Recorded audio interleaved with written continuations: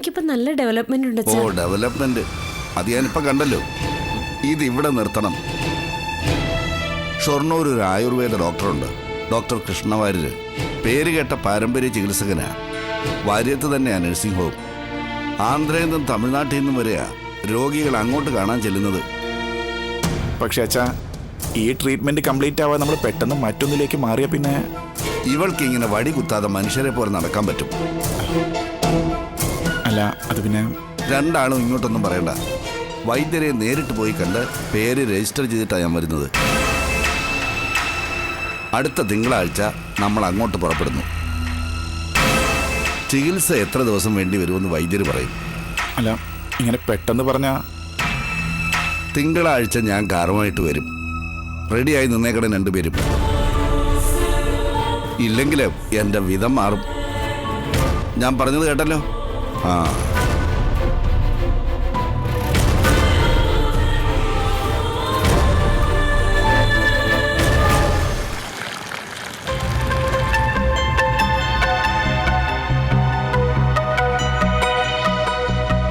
ഓർക്കാപ്പുറത്തായിപ്പോയി ആ അനന്തുവിന്റെ വരവ് അല്ലേ ഏട്ടാ? അതെ. കളത്തിൽ ആ കരു കയറി വീഴുമെന്ന് എനിക്ക് ഒരു കണക്ക് കൂട്ടലും ഇല്ലായിരുന്നു. അത് എങ്ങനെ വന്നു എന്ന് എത്ര ആലോചിച്ചിട്ടും ഒരു പിടിയും കിട്ടുന്നില്ല. കാൽക്കുലേഷൻ എവിടെയോ തെറ്റി. അല്ലെങ്കിൽ അനന്തു വന്ന് വീഴേണ്ടത് എന്റെ ഈ കൈകളിലായിരുന്നു. ഇനിയിപ്പോ കാര്യങ്ങൾ വിചാരിച്ച പോലെ പോവോ? പിന്നെയും പഴയപടിയാവോ നമ്മള്? എടി, ഒരു ദിവസം സൂര്യൻ അസ്തമിച്ചതുകൊണ്ട് അടുത്ത ദിവസം ഉദിക്കാതിരിക്കുവോ? സീറോയിൽ നിന്ന് തുടങ്ങിയവനായി ദിനേശൻ. അവിടെ നിന്ന് കയറി കയറി പല ഉയരങ്ങളിലും എത്തി. പല ഫീൽഡിലും കളിച്ചു. കുറി കമ്പനി, റിയൽ എസ്റ്റേറ്റ്, കരിമണല്, അങ്ങനെ പലതും. അവിടെയൊക്കെ ഉയർച്ചയുണ്ടായി, താഴ്ചയുണ്ടായി. പക്ഷേ വീണടുത്ത് കിടക്കില്ല ഈ ദിനേശൻ. ഇരട്ടി ശക്തിയിൽ ചാടി എഴുന്നേൽക്കും. ഈ അനന്തു ഇവിടെ അങ്ങ് പറ്റിക്കൂടുന്ന ലക്ഷണമാണല്ലോ ഏട്ടാ കാണുന്നത്. ബാലാമണിയെ പറ്റി അയാൾക്ക് ഒരു സംശയവുമില്ല. അതെന്താന്നാ പിടിയിട്ടാത്തത്? കണ്ടമാനം കുടിച്ചു കുടിച്ച് അവന്റെ ബ്രെയിൻ എന്തെങ്കിലും ഡാമേജ് ഉണ്ടായി കാണും. എന്തായാലും കാര്യങ്ങൾ ഇങ്ങനെ പോയൊരു സുഖം ഉണ്ടാവില്ല. കണക്കിലൊരു ചെറിയ തെറ്റ് പറ്റിയെന്നുള്ള കാര്യം ശരി തന്നെ. പക്ഷേ അത് തിരുത്താനുള്ള നേരമായി.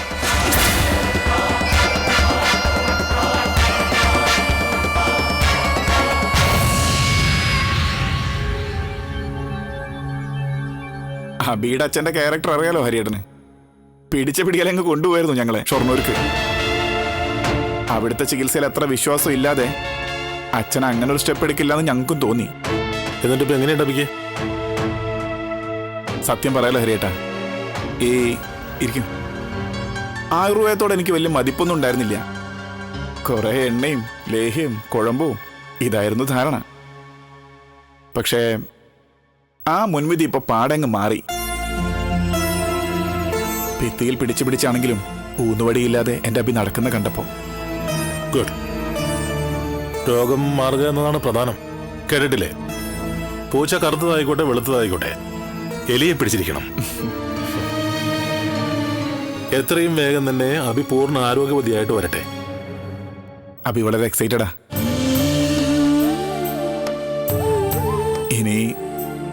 ഇനി ആ കുഞ്ഞിനെ കൂടെ കൈ കിട്ടിക്കഴിഞ്ഞാ പിന്നെ അവിടെ ഈ ലോകത്തിന്റെ നെറുകയിലായിരിക്കും. എല്ലാം നടക്കൂടാ. എന്നിട്ട് ഞങ്ങൾ 3 പേരുടെ സ്റ്റേജിലേക്ക് തിരിച്ചു പോകും. അവിടെ ഞങ്ങളുടേതായിട്ടുള്ള ഒരു ലോകത്ത് ഞങ്ങളുടെ മാത്രമായൊരു ജീവിതം. ഞാനും അബിയും ഞങ്ങളുടെ കുഞ്ഞും. Okay, advance best wishes.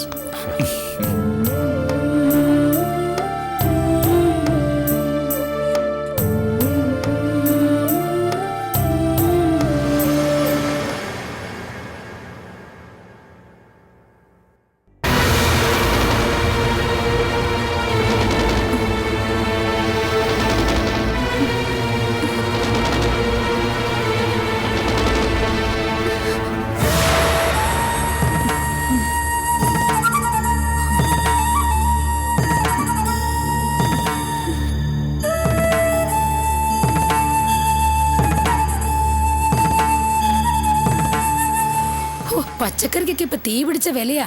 Balamani, മോളെ ബാലാമണി.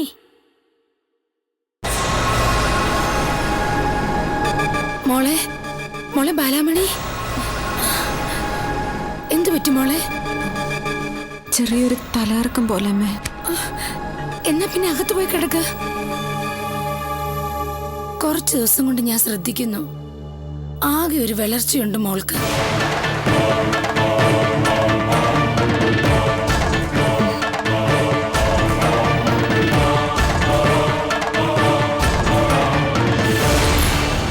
ഇതതാണെന്നാ തോന്നുന്നത്. തോന്നലല്ല, ഇതത് തന്നെയാ. എന്റെ ദൈവമേ, ഒടുവിൽ ഇടിയും മിന്നലും കാറ്റും കോളും ഒക്കെ തീർന്ന് വഞ്ചി കര പറ്റിയല്ലോ ദൈവമേ. എന്നും ഈ അനുഗ്രഹം ഉണ്ടാവണേ. അമ്മ, ഈ സാധനമൊക്കെ വെച്ചിട്ട് വരാം. എന്നിട്ട് നമുക്ക് ഡോക്ടറെ അടുത്തേക്ക് പോകാം.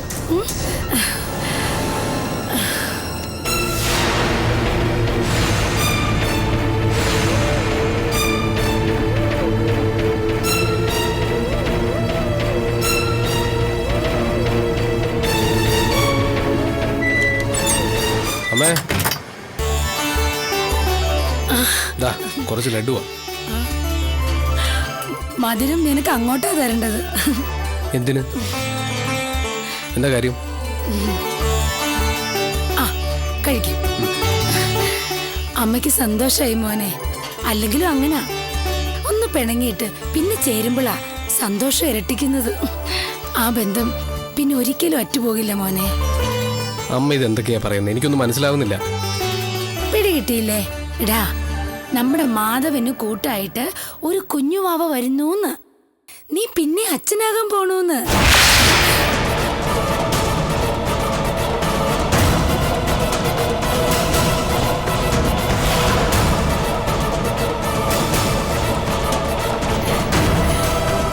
എനിക്ക് നേരത്തെ തന്നെ സംശയം ഉണ്ടായിരുന്നു. ഇന്നാണ് അത് ഉറപ്പായത്. നിന്റെ മുഖത്ത് എന്താടാ ഒരു സന്തോഷമില്ലാത്തത്? എടാ, നിന്നോടാ ചോദിച്ചത്. ഒന്നുമില്ലമ്മ. പണ്ടത്തെ പിന്നത്തെ ആവാനാണോ നിന്റെ ഭാവം? മാധവന്റെ കാര്യത്തിൽ നീ പണ്ടുണ്ടാക്കി വെച്ച പുകയിലൊക്കെ നല്ല ഓർമ്മയുണ്ടല്ലോ. അതിന്റെ തീയും പുകയും ഒക്കെ ഒരുവിധം കെട്ടടങ്ങി വരുന്നതേ ഉള്ളൂ. ഇനി അന്നത്തെ പോലെ തലയിൽ ചെകുത്താൻ കയറിയാല് നിന്റെ കഷ്ടകാലത്തിനായിരിക്കും. അതോർത്തോ?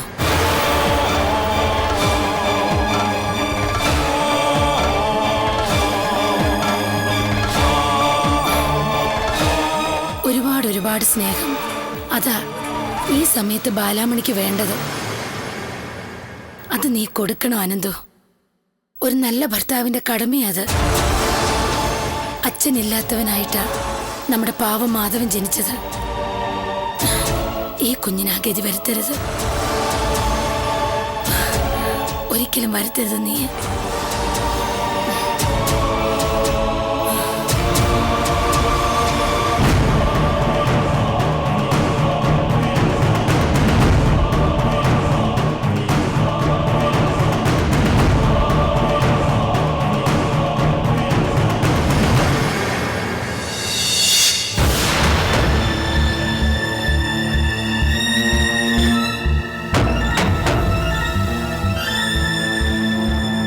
ബാലാമണി,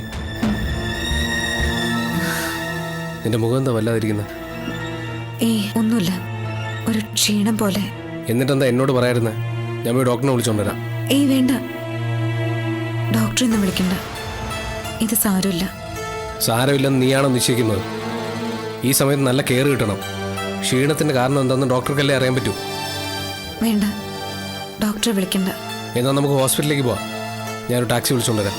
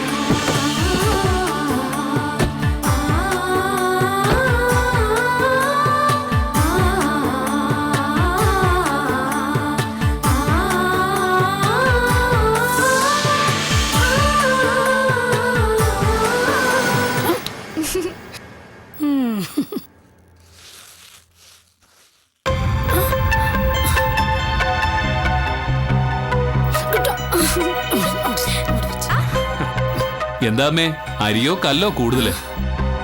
ഈ അരി ഭേദമാ. മുമ്പേ വാങ്ങിച്ചോണ്ടിരുന്നതിന്റെ കാര്യമൊന്നും പറയണ്ട. ഒരു വീട് പണിയാനുള്ള കല്ല് കിട്ടും. അല്ല, മോന്റെ ഭാര്യയും മക്കളൊക്കെ സ്കൂളിൽ പോയോ?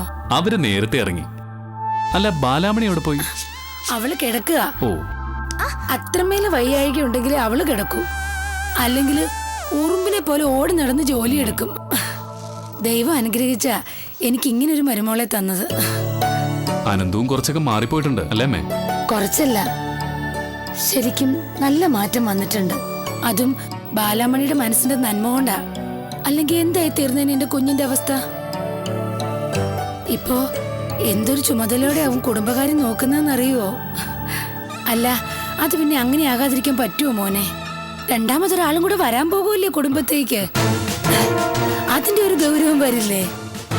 അതെ അതെ, ആ ഒരു ഗൗരവം ഇപ്പൊ തന്നെ വന്നു കഴിഞ്ഞു അനന്തുവിന്റെ മുഖത്ത്. ഒറ്റ നോട്ടത്തിൽ ആർക്കും അത് പിടികിട്ടും. എന്നാ പിന്നെ ഞാൻ പോട്ടെ അമ്മേ, ബസ് വരാൻ സമയമായി. അല്ല, കാറുണ്ടായിട്ട് പിന്നെ എന്തിനാ മോൻ ബസ്സിൽ പോകുന്നു? അയ്യോ, മുതലാവില്ല എന്റെ അമ്മേ. ബഡ്ജറ്റിൽ പെട്രോളിന്റെ വിലയൊക്കെ അങ്ങ് മാനത്തെത്തി. ശരി. ഈ ചെവിക്ക് പിടിച്ചിട്ട് ഇങ്ങനെ അങ്ങോട്ട്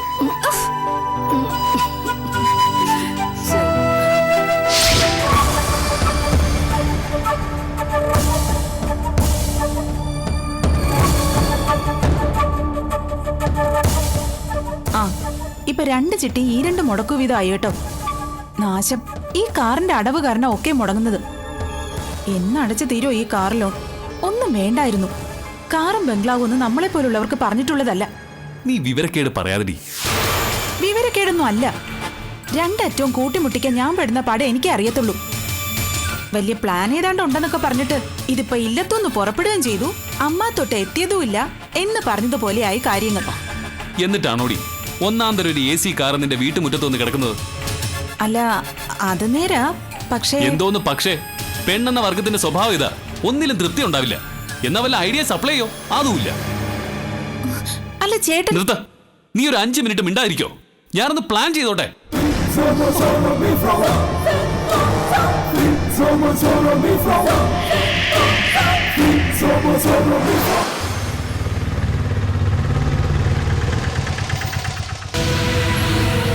എത്രയായി? 50.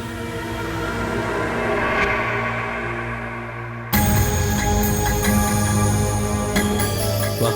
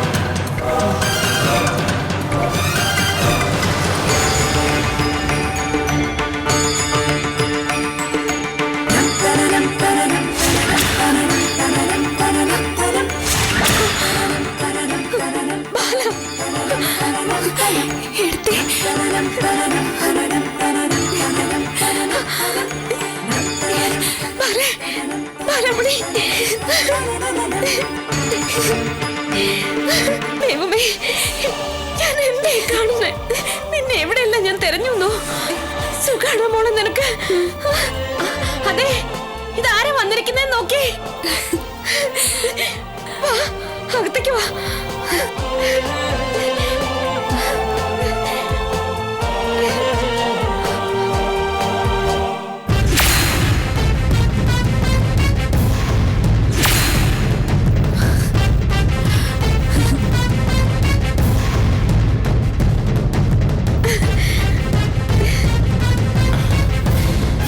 ബാല,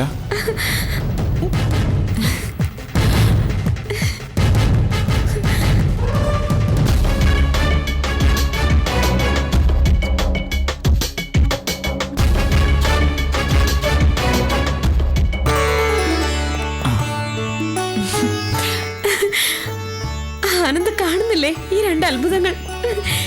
എവിടൊക്കെ എത്ര നാൾ അന്വേഷിച്ച് നടന്നു. എവിടെയായിരുന്നു ബാലമണി നീ? എവിടുന്ന് ആനന്ദോ നീ ബാലമണിയെ കണ്ടുപിടിച്ചേ? അതെ ഏട്ടത്തി, പിന്നെ അതൊന്നും ഇപ്പൊ പ്രധാനമല്ലല്ലോ അബി. അവര് കണ്ടു, ഒന്നിച്ചു, ഇപ്പൊ നമ്മുടെ മുന്നിൽ എത്തുകയും ചെയ്തു. അത്രയും പോരെ നമുക്ക് സന്തോഷിക്കാൻ? മതി, അത് മതി. ആദ്യമായിട്ട് വരെയല്ലേ, എന്താ നിങ്ങൾക്ക് ഞാൻ തരേണ്ടത്? ഇരിക്കും, ഞാൻ ഇപ്പൊ വരാം. ഒന്നും വേണ്ട എടുത്തേ, ഞങ്ങളൊന്ന് കാണാൻ വേണ്ടി മാത്രം വന്നതാ. ആനന്ദ് സാറിനും എടുത്തേക്ക് സുഖമല്ലേ? അതെ ബാലമണി.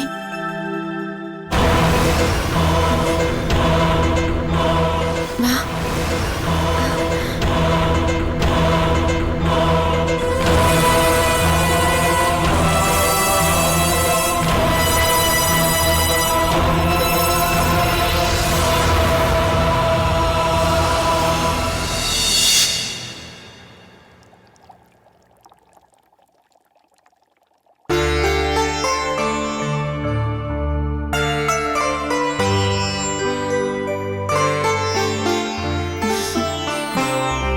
കുട്ടികൾ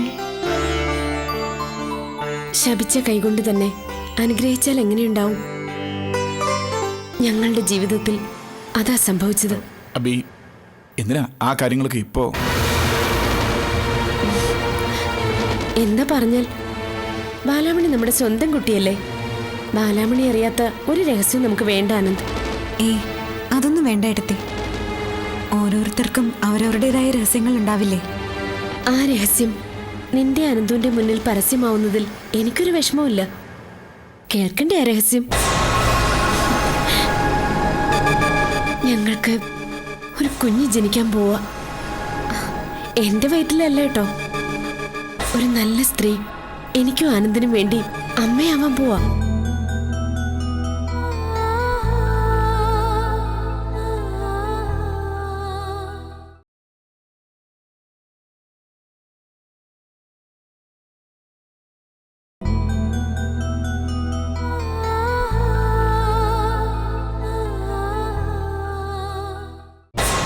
കുഞ്ഞ് ജനിക്കാൻ പോവാ. എന്റെ വയറ്റിലല്ല കേട്ടോ. ഒരു നല്ല സ്ത്രീ എനിക്കും ആനന്ദിനും വേണ്ടി അമ്മയാവാൻ പോവാ.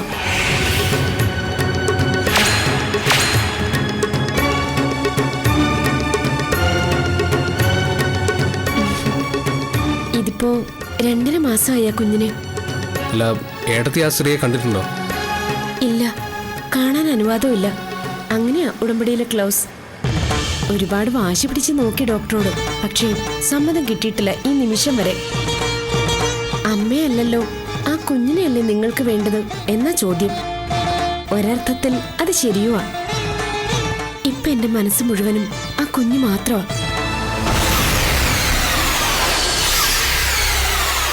അതിനെ ഈ കൈകളിലേക്ക് കിട്ടുന്ന ആ നിമിഷം, അതിനുവേണ്ടി എന്റെ കാത്തിരിപ്പ്.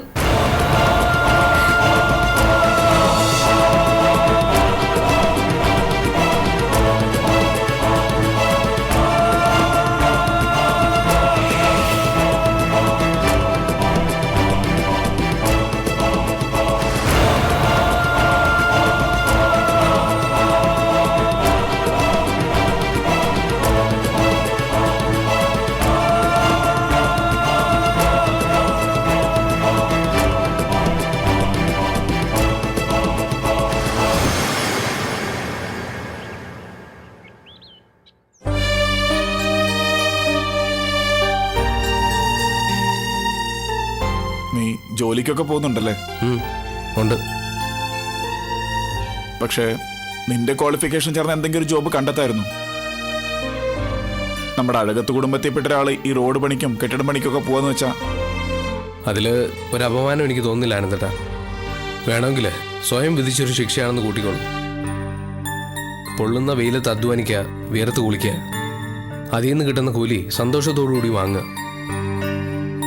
ആ സന്തോഷത്തിൽ ഒരു നന്മയുണ്ടെന്ന് എനിക്ക് തോന്നുന്നു ആനന്ദേട്ടാ. കാരണം കൂലിയും വാങ്ങിച്ചുകൊണ്ട് ഞാൻ പോകുന്നത് ബാറിലേക്കല്ല, എൻ്റെ ഭാര്യയുടെ മകൻ്റെ അടുത്തേക്ക്, എൻ്റെ ബാലാമണിയുടെ മാധവൻ്റെ അടുത്തേക്ക്.